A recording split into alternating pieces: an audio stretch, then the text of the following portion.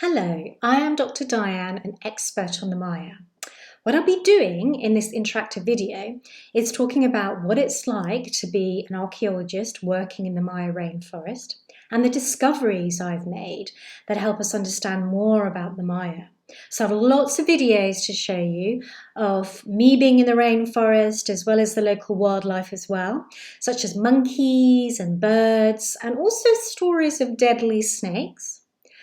I'm also going to be talking about the great achievements of the Maya in this difficult place to live.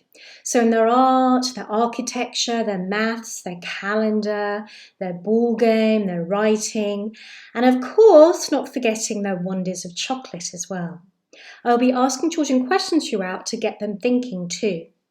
Finally, I'm going to be busting some myths on the Maya, as there's lots that's written about them, particularly online, that's incorrect. So both children and teachers will be receiving informative and accurate information about them.